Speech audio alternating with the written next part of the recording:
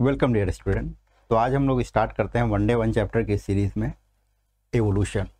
थोड़ा सा कठिन टॉपिक है लेकिन लेट्स स्टार्ट। तो सबसे पहला क्वेश्चन आता है various theory about origin of evolution, कि कौन सी थ्योरी है एवोल्यूशन के रिगार्डिंग, उनसे कैसे एमसीक्यू बनते हैं। तो पहला होता है थ्योरी ऑफ एबायोजेनेसिस। बस सिंपल सा एक लाइन का क्वेश्चन आएगा कि एबायोजेनेसिस का मतलब कि लाइफ का फॉर्मेशन हुआ ऐसे चीज़ों से जिसमें लाइफ नहीं थी, एबायोजेनेसिस। सेकंड आता है थ्योरी ऑफ बायोजेनेसिस। बायोजेनेसिस का मतलब लाइफ फ्रॉम लाइफ, जिन चीज़ों में लाइफ है उसी से आगे लाइफ का फॉर्मेशन हुआ, वो है थ्योरी ऑफ बायोजेनेसिस। अब यहाँ पर एक छोटा सा पॉइंट आपको याद करना है कि थ्योरी ऑफ ए बायोजेनेसिस को डिस्प्रूव्ड किया, रिफ्यूज़ किया लुईस पास्चर ने। तो ये नाम आपको एक याद रखना है कि लुईस पास्चर ने थ्योरी ऑफ ए बायोजेनेसिस को रिफ्यूज़ किया। इसके बाद थर्ड आ जाता है theory of panspermia. Panspermia theory का मतलब कि लाइफ किसी दूसरे प्लेनेट से स्पोर या सीड की फॉर्म में अपने प्लेनेट पे आई। फोर्थ होता है थ्योरी ऑफ स्पेशल क्रिएशन। इस स्पेशल क्रिएशन को अगर आप गौर से देखेंगे एनसीईआरटी में तो यहाँ से अच्छा एमसीक्यू क्रिएट हो सकता है, जो कि पूछा नहीं गया है कि थ्योरी ऑफ स्पेशल क्रिएशन का मतलब कि किसी सुपर नेचुरल पावर गॉड ने इस सृष्टि का निर्माण किया, और इस स्पेशल क्रिएशन के रिगार्डिंग एनसीईआरटी ने 3 पॉइंट्स दिए हैं कि एक अर्थ हमारी 4000 ईयर पुरानी है।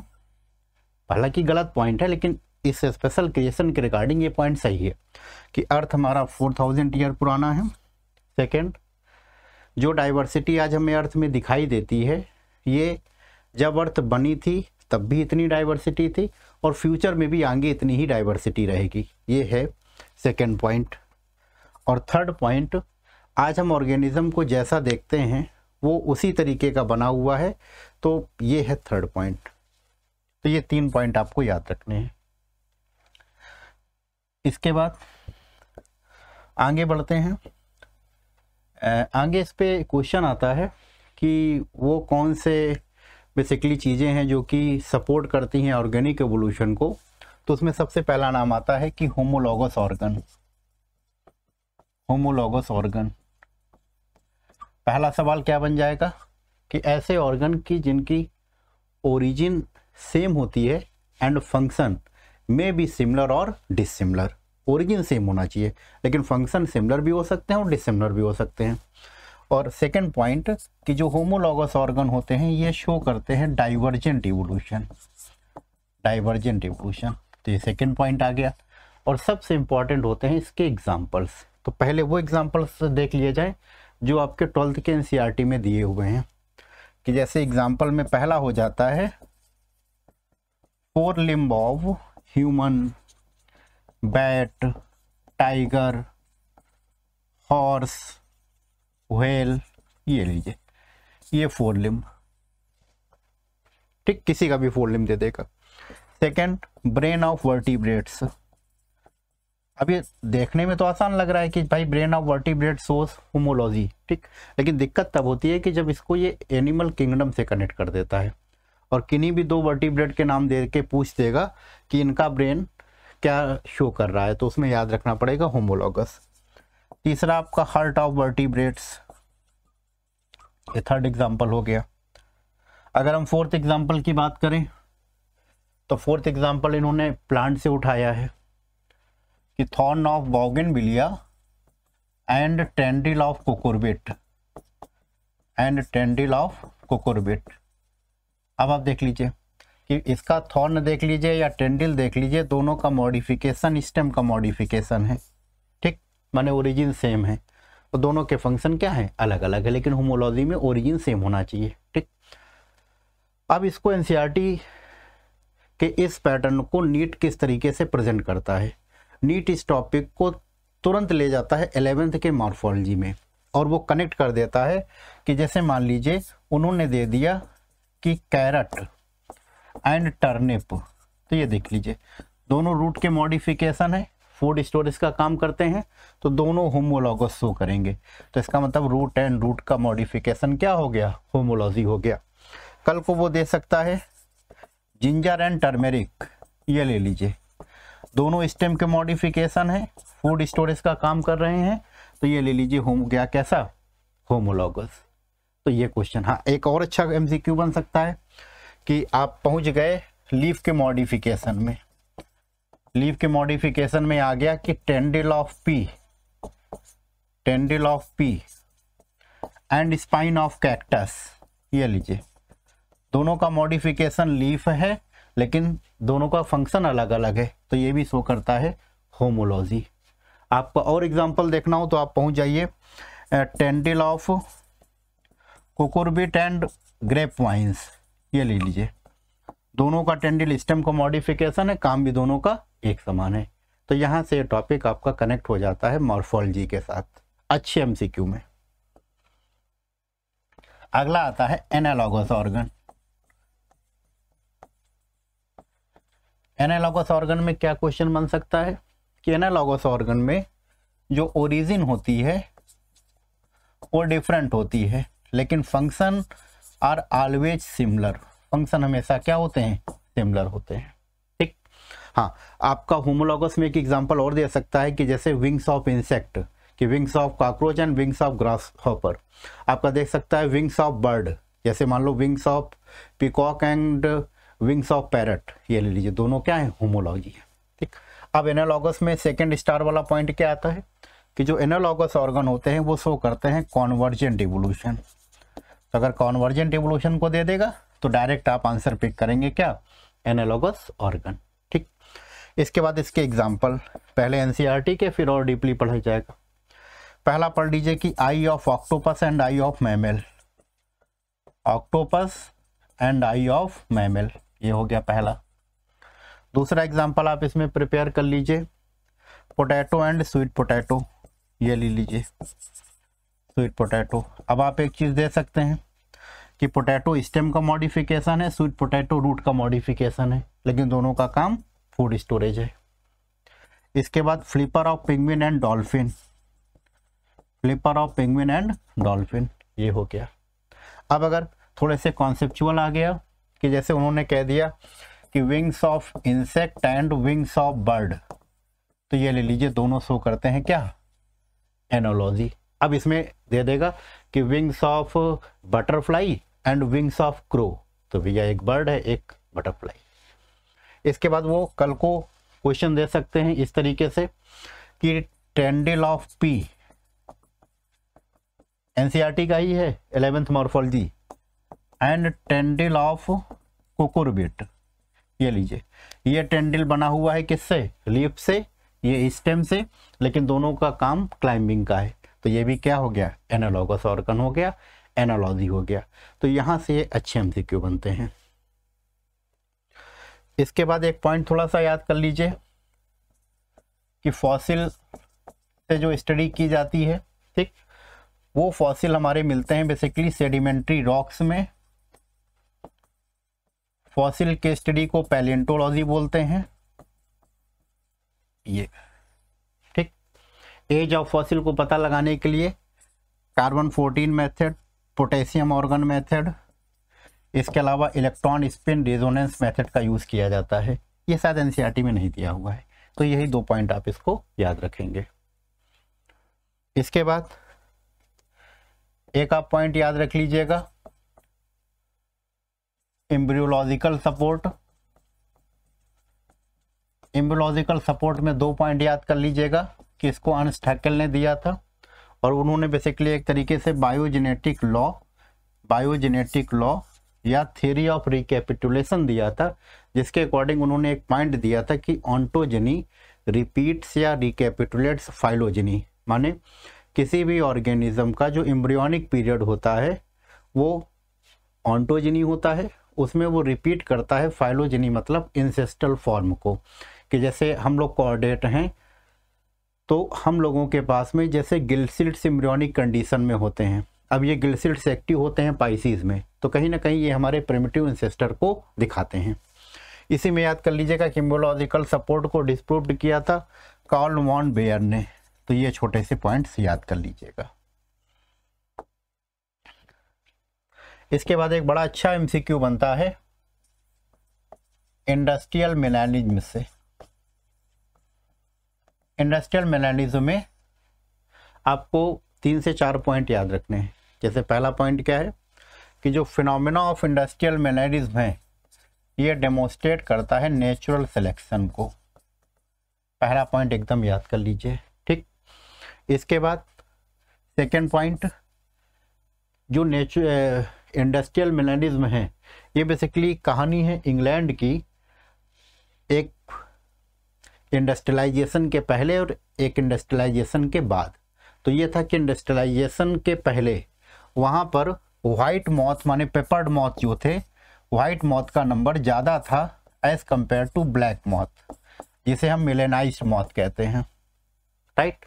और चूँकि इंडस्ट्रियलाइजेशन नहीं था तो इसका मतलब पॉल्यूशन नहीं था, तो वहाँ पर लाइकेन ग्रो कर रहे थे। तो लाइकेन जब ट्री सरफेस को कवर कर रहे थे तो बर्ड के द्वारा ये जो आपके पेपर्ड मॉथ हैं माने वाइट मॉथ हैं, इनको प्रोटेक्शन मिल जा रहा था, माने कैमोफ्लैग कर जा रहे थे, इनके सपोर्ट सराउंडिंग के साथ में घुल मिल जा रहे थे। तो ब्लैक मॉथ को बर्ड के द्वारा क्या किया गया, ईट किया गया। एक तो नंबर कम है, ऊपर से ब्लैक मॉथ का नंबर और कम होता गया। लेकिन फिर परिस्थितियां बदली, इंडस्ट्रियलाइजेशन हुआ, और उस इंडस्ट्रियलाइजेशन से क्या हुआ कि लाइकेन पॉल्यूशन के इंडिकेटर होते हैं, वो सरफेस से हट गए, तो जो ट्री का ट्रंक है वो ब्लैक दिखने लगा। और अब सपोर्ट मिला ब्लैक मॉथ को कि ब्लैक मॉथ कैमोफ्लैग करने लगे सराउंडिंग के साथ, और अब वहाँ पर धीरे धीरे वाइट मॉथ का नंबर क्या होने लगा, कम होने लगा। तो सेम एरिया पर अब मॉथ की जो स्पीसीज सर्वाइव निकल के आई वो कौन सी निकल के आई, ब्लैक मॉथ। तो ये डिमोन्स्ट्रेट करता है किसको, नेचुरल सिलेक्शन को। हालांकि एनसीईआरटी ने एक लाइन और दी हुई है कि जैसे resistance of bacteria against antibiotic, ये भी एग्जाम्पल होता है किसका, नेचुरल सिलेक्शन का। आप इंडस्ट्रियल मैकेनिज्म में एक बहुत अच्छा पॉइंट याद कर सकते हो, बहुत अच्छा पॉइंट, कि इंडस्ट्रियल मैकेनिज्म में ये केस था बेसिकली प्री एडेप्टिव म्यूटेशन का। और म्यूटेशन हुआ था किसका, उस जीन का जिससे मिलेनिन का सिंथेसिस क्या हो गया था, इंक्रीज हो गया था। लेकिन ये कैसा था, प्री एडेप्टिव म्यूटेशन था, इसका इंडस्ट्रियलाइजेशन से कोई लेना देना नहीं था। ये बहुत अच्छे एमसीक्यू में है।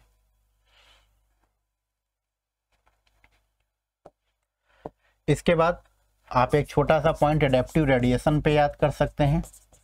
डायरेक्ट एडेप्टिव रेडिएशन के 3 एग्जांपल डायरेक्ट याद कर लीजिए। एक आप याद कर लीजिए डार्विन्स फिंचेस, एक आप याद कर लीजिए प्लेसेंटल मैमल, और एक ऑस्ट्रेलियन मार्सुपियल। तो ये शो करते हैं क्या, एडेप्टिव रेडिएशन। इसके बाद एडेप्टिव कॉन्वर्जेंस में आप एग्जांपल याद कर लीजिए कि comparison of placental mammal and Australian marsupials. क्या Australian marsupial and placental mammal का कंपैरिजन जो कि चार्ट में दिया हुआ है कि जैसे लीमर है स्पॉटेड कस्कस के साथ में, माउस है मार्सुपियल माउस के साथ में, फ्लाइंग स्क्वायरल है फ्लाइंग फ्लेंजर के साथ में। तो ये चार्ट आपको याद करना पड़ेगा। इस समय रिसेंट टाइम में यहाँ से ज़्यादा क्वेश्चन बन रहे हैं। फिर आप आगे बढ़ेंगे, आपको मिलेगा बायोलॉजिकल इवोल्यूशन। बायोलॉजिकल इवोल्यूशन में छोटे छोटे पॉइंट याद कर लीजिए। पहला लैमार्क का, कि लैमार्क की जो थ्योरी थी वो theory of inheritance of acquired character पर बेस्ड थी। Theory of inheritance of acquired character direct याद कर लीजिए। दूसरा डार्विन पे पॉइंट याद कर लीजिए कि डार्विन की थिंकिंग को चेंज जिसने किया था उनका नाम था अल्फ्रेड वेलेक। उनका एक बुक था essay on principle of population, जिसका डार्विन के ऊपर काफ़ी गहन प्रभाव पड़ा था। डार्विन ने जिस शिप से यात्रा की थी उस शिप का नाम याद कर लीजिए, HMS बीगल। हालांकि HMS का फुल फॉर्म नहीं पूछता, हिज मैजेस्टी शिप बीगल। इसके बाद डार्विन जिस आइलैंड में गए थे उसका नाम है गैलापागोस आइलैंड। गैलापागोस आइलैंड को आज हम लोग लिविंग लेबोरेटरी ऑफ इवोल्यूशन के नाम से जानते हैं। और उसका गैलापैगो नाम वहाँ पर प्रेजेंट जाइंट टॉर्टॉइस की वजह से पड़ा। और वहाँ पर डार्विन ने बर्ड की डिफरेंट बीक्स पैटर्न ऑब्जर्व किए, जिसको उन्होंने नाम दिया डार्विन्स फिंचेस। Darwin's finches. इसके अलावा डार्विन पे एक इम्पॉर्टेंट क्वेश्चन, डार्विन का जो थ्योरी का की कॉन्सेप्ट है वो बेस्ड था branching descent and natural selection. These are the two key concept of Darwinian theory. फिर इसी जगह पर एक टर्म दिया हुआ है कि डार्विन ने फिटनेस को रिप्रोडक्टिव फिटनेस बोला, और इस फिटनेस का मतलब है कि जो भी ज़्यादा फिट है एनवायरनमेंट में, those who are better fit in an environment leave more progeny than others, कि जो एनवायरनमेंट में जितना ज़्यादा फिट है वो उतनी ज़्यादा प्रोजनी को आगे की जनरेशन में दे सकता है।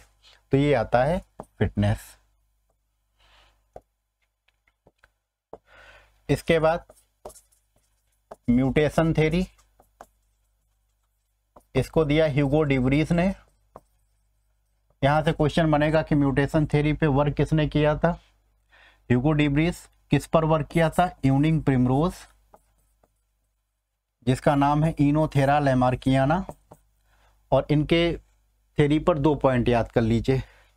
इनके अकॉर्डिंग जो भी म्यूटेशन है ये बेसिकली रैंडम एंड डायरेक्शनलेस हैं, जबकि डार्विन के वेरिएशन स्मॉल हैं, राइट ना, डायरेक्शनल हैं।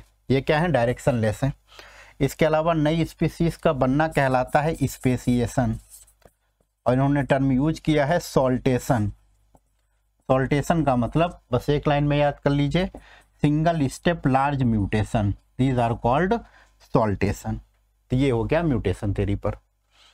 अब इसके बाद जियोलॉजिकल पीरियड पर बेस्ड क्या क्वेश्चन बनते हैं कि जो अर्थ का जियोलॉजिकल टाइम स्केल है वो टाइम स्केल को इरा, पीरियड और इपोक में डिवाइड किया गया है।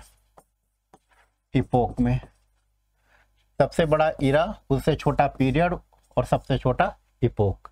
अब इन्होंने दिया हुआ है, जो एनसीईआरटी में दिया हुआ है कि इरा में इन्होंने पैलियोजोइक सबसे पुराना इरा, फिर मीजोजोइक, और इस समय जो इरा चल रहा है वो सीनोजोइक इरा। अब इस इरा के पर्टिकुलर पीरियड्स होंगे। तो जो पैलियोजोइक इरा है इनके इन्होंने 4 पीरियड दिए हुए हैं, उसको SDCP करके याद कर लीजिए कि जो सबसे पुराना है वो सबसे नीचे है, कि S का मतलब सिल्यूरियन पीरियड सबसे नीचे है, सबसे पुराना है। D का मतलब डिवोनियन पीरियड, C का मतलब कार्बोनीफेरस पीरियड, P का मतलब पर्मियन पीरियड। क्वेश्चन कैसे आएगा, वो इन चारों पीरियड को दे देंगे और पूछ लेंगे कि इनको प्रिमिटिव से एडवांस की तरफ अरेंज करिए। तो SDCP प्रिमिटिव से एडवांस है। अब मीजोजोइक के 3 पीरियड हैं, इनको भी हम प्रिमिटिव से एडवांस लिख रहे हैं। इसके लिए आप यूज कर लो ट्राई जरा करो, ट्राई से ट्राइएसिक, जरा से जुरैसिक, और करो से क्रिटेशियस। तो ये लीजिए, ये 3 पीरियड आ गए मीजोजोइक इरा के। तो डेफिनेटली ये और ये क्या हैं, पीरियड्स हैं किसके, इस पर्टिकुलर इरा के। अब इस पे सीनोजोइक के लिए याद कर लीजिए TQ, थैंक यू, टर्शरी और क्वाटनरी। तो ये पीरियड आ गए, इन पीरियड पर बेस्ड क्वेश्चन आता है। इसके बाद आगे बढ़ेंगे। आगे हम बढ़े तो हमको यहाँ पर कुछ अच्छे MCQ मिलते हैं कि जैसे प्लांट के इवोल्यूशन पर बेस्ड, जो कि प्लांट इवोल्यूशन पर बेस्ड एक छोटा सा चार्ट है, उसको इस तरीके से तैयार करेंगे कटर सिलो करके। कटर सिलो कि ये है क्लोरोफाइट एंसेस्टर, ये बहुत मतलब अभी तक ना आए हुए MCQ हैं। क्लोरोफाइट एंसेस्टर, इनसे बनेगा ट्रैकियोफाइट एंसेस्टर, इससे बनेगा राइनिया प्लांट, और इससे बनेगा सिलोफाइटॉन। तो ये बन गया, ये लीजिए, ये बन गए हमारे कटर सिलो। अब अच्छा MCQ बन सकता है कि क्लोरोफाइट एंसेस्टर से ब्रायोफाइट यानी मॉसेस का जन्म हुआ, ट्रैक्योफाइट एंसेस्टर से जो स्टेरोफिलम का जन्म हुआ, जो प्रिमिटिव टेरिडोफाइट्स हैं, और इस सिलोफाइटॉन से आगे बाकी rest of the pteridophytes gymnosperm और एंजियोस्पर्म का फॉर्मेशन हुआ। एंजियोस्पर्म पे एक छोटा सा पॉइंट ऐसे करके याद कर सकते हो कि इस सिलोफाइटॉन से प्रोजिम्नोस्पर्म बना, प्रोजिम्नोस्पर्म से सीड फंड बना, और सीड फंड से ये ग्रुप साइकस का बना, साइकेट्स, और सीड फंड से एंजियोस्पर्म में सबसे पहले डाइकॉट आए, माने डाइकॉट पुराने प्लांट हैं और उनसे आगे चल के किसका बना, मोनोकॉट बने। तो ये एक छोटा सा क्वेश्चन बन सकता है। नेक्स्ट कुछ छोटे छोटे एनसीईआरटी ने नाम दिए हैं, उनके बारे में एक एक पॉइंट याद कर लो कि थेरेप्सिडा के बारे में एक लाइन की, ये मैमल लाइक रेप्टाइल्स हैं। मैमल लाइक रेप्टाइल्स माने हैं तो ये रेप्टाइल्स, लेकिन ये किसकी तरह है, मैमल लाइक। दूसरा इस्थियोसौर पे, इस्थियोसौर फिश लाइक रेप्टाइल है, फिश लाइक रेप्टाइल, ये रेप्टाइल हैं लेकिन किसकी तरह, फिश की तरह, उनका नाम है इस्थियोसौर। इसके बाद एक छोटा सा पॉइंट याद कर लीजिए ट्रैंकोसौर रेक्स पर, कि ये बिगेस्ट डायनासोर था जिसकी 20 फीट हाइट थी, डेजर लाइक टीथ थे। और एक छोटा सा पॉइंट याद कर लीजिए सीलाकैंथ पर, सीलाकैंथ पर, सीलाकैंथ वो फिश थी जिससे आगे चल के एम्फीबिया का जन्म हुआ, एम्फीबिया का। इसी सीलाकैंथ को लोफिन्स बोलते हैं। तो कुछ एनसीईआरटी ने पॉइंट दिया है कि ये एक्सटिंक्ट हो चुकी थी, लोग मानते हैं, लेकिन कुछ सालों पहले साउथ अफ्रीका पे ये पकड़ी गई सीलाकैंथ। जो आगे बढ़े तो आगे हम लोगों का टॉपिक आता है छोटा सा हार्डे विनबर्ग। ठीक, हालांकि इस समय नए पैटर्न पर हार्डे विनबर्ग के एमसीक्यू ज़्यादा आ रहे हैं। तो हार्डे विनबर्ग पर किस तरह से क्वेश्चन आते हैं कि हार्डे विनबर्ग इक्विलिब्रियम या जेनेटिक इक्विलिब्रियम क्या बताता है हमको, कि जो हार्डे विनबर्ग का प्रिंसिपल है, इसमें पहले टर्म होता है जीन पूल। जीन पूल का मतलब कि total number of genes and their alleles in a population is called gene pool.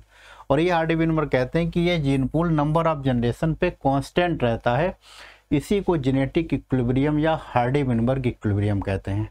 अब कुछ ऐसी कंडीशन होती हैं जो कि इस जेनेटिक इक्विलिब्रियम को डिस्टर्ब करती हैं, और जो भी इस जेनेटिक इक्विलिब्रियम या हार्डे विनबर्ग इक्विलिब्रियम को डिस्टर्ब करेगा, ठीक, तभी इवोल्यूशन होगा।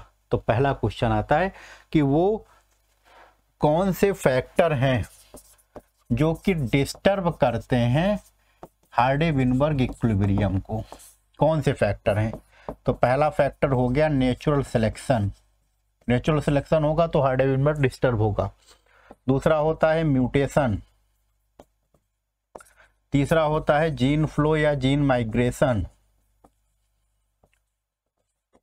फोर्थ होता है आपका जेनेटिक ड्रिफ्ट, एंड फिफ्थ होता है जेनेटिक रिकॉम्बिनेशन।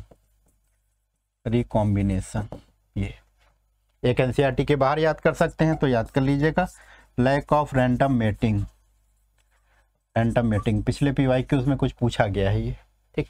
तो ये वो फैक्टर हैं जो कि हार्डे विनबर्ग को डिस्टर्ब करते हैं, कि मतलब ये लोग अगर लगेंगे तो हार्डे विनबर्ग डिस्टर्ब होगा, और अगर हार्डे विनबर्ग डिस्टर्ब होगा तो इवोल्यूशन होगा। तो इसका मतलब इसका अपोजिट क्वेश्चन बन सकता है कि वो कौन से फैक्टर हैं जो कि हार्डे विनबर्ग को कांस्टेंट रखना चाहते हैं, कि हार्डे विनबर्ग जेनेटिक इक्विलिब्रियम बना रहे। तो बना रखने के लिए नेचुरल सिलेक्शन नहीं होना चाहिए, म्यूटेशन नहीं होना चाहिए, gene flow absent, genetic drift absent, no genetic recombination and random mating. ये पॉइंट आपको याद करना पड़ेगा। अब इनके बारे में एक एक पॉइंट याद कर लीजिए कि जो नेचुरल सिलेक्शन है ये तीन तरह का है। पहला है स्टेबलाइजिंग, दूसरा है डायरेक्शनल, तीसरा है डिसरप्टिव। डिसरप्टिव, ठीक। स्टेबलाइजिंग पे एनसीईआरटी ने दिया है कि जिसमें मीन कैरेक्टर वैल्यू को फेवर किया जाएगा तो पीक बिकम्स नैरोवर। डायरेक्ट याद कर लीजिए, मीन कैरेक्टर वैल्यू को फेवर होगा तो peak becomes narrower. Directional selection ही डार्विनियन सिलेक्शन है, जिसमें क्या होगा, जो सबसे बेस्ट होगा उसको फेवर किया जाएगा। ये क्या कहता है कि जो पीक होता है वो वन शिफ्ट डायरेक्शन में शिफ्ट हो जाता है, तो peak get shift in one direction in directional selection. ठीक। डिसरप्टिव सिलेक्शन क्या होता है कि higher and lower extreme are favoured, जो हायर एक्सट्रीम है लोअर एक्सट्रीम है दोनों फेवर होगा, इस वजह से दो पीक ऑब्टेन होंगे, एक हायर एक्सट्रीम का एक लोअर एक्सट्रीम का। तो ये है नेचुरल सिलेक्शन। जेनेटिक ड्रिफ्ट में दो क्वेश्चन याद कर लीजिए एकदम लास्ट मोमेंट में चलते चलते, कि genetic drift operates in small isolated population, कि स्मॉल आइसोलेटेड पॉपुलेशन में जेनेटिक ड्रिफ्ट ऑपरेट होती है। और जेनेटिक ड्रिफ्ट के बारे में बस एक लाइन कहीं भी दिख जाए तो वो जेनेटिक ड्रिफ्ट होगा कि random change in allele frequency occurring by chance alone, कि random change in allele frequency occurring by chance alone, तो वो हो गया जेनेटिक ड्रिफ्ट। इसके बाद जेनेटिक रिकॉम्बिनेशन या क्रॉसिंग ओवर, ठीक, नए नए कॉम्बिनेशन बनते हैं। म्यूटेशन, सडन हेरिटेबल चेंजेस क्या कहलाते हैं, म्यूटेशन कहलाते हैं। और इसके बाद आता है छोटा सा पॉइंट इनका ह्यूमन इवोल्यूशन पर बेस्ड। ह्यूमन इवोल्यूशन पर किस तरीके से, कि पहले तो ह्यूमन इवोल्यूशन का क्रोनोलॉजिकल सीक्वेंस याद कर लीजिए कि रामापिथेकस, ऑस्ट्रेलोपिथेकस, होमो हैबिलिस, इसके बाद होमो इरेक्टस, इसके बाद निएंडरथल, फिर क्रोमैग्नन एंड मॉडर्न मैन। अब चूंकि नहीं दिया हुआ तो हम लोग इतना ही सीक्वेंस याद करके चलेंगे। दूसरा पॉइंट याद कर लीजिए कि जो ड्रायोपिथेकस एंड रामापिथेकस हैं ये लोग लगभग 15 MYA एग्जिस्ट करते थे मिलियन ईयर्स एगो। ठीक, जिसके बारे में एनसीईआरटी ने एक लाइन दिया है कि Ramapithecus more similar to human than apes, ज़्यादा सिमिलरिटी रखते थे ह्यूमन से। वहीं ड्रायोपिथेकस के बारे में एक लाइन दी है कि Dryopithecus are more similar to ape than human. इसके बाद अगला पॉइंट आप याद कर लीजिए ऑस्ट्रेलोपिथेकस पर, कि ऑस्ट्रेलोपिथेकस ऑस्ट्रेलिया में नहीं रहते थे, ईस्ट अफ्रीकन ग्रासलैंड में रहते थे। टाइम ड्यूरेशन इनका 2 to 4 MYA था। और ये फर्स्ट ह्यूमन थे जो कि स्टूड इरेक्ट, जिन्होंने सीधा खड़ा होना शुरू किया था, वो थे आपके ऑस्ट्रेलोपिथेकस। होमो हैबिलिस के बारे में एक अच्छा सवाल कि होमो हैबिलिस का मतलब कि सबसे पहला जो होमोजीनस आया, होमिनिड फीचर आया, वो फर्स्ट होमिनिड फीचर कहाँ से आया, होमो हैबिलिस से आया। इनको आप टूल मेकर मैन भी बोलते हो। इनका एक नाम और याद कर लीजिएगा, नट क्रैकर फॉसिल मैन।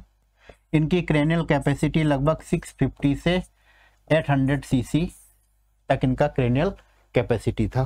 तो क्रेनियल कैपेसिटी याद कर लीजिएगा।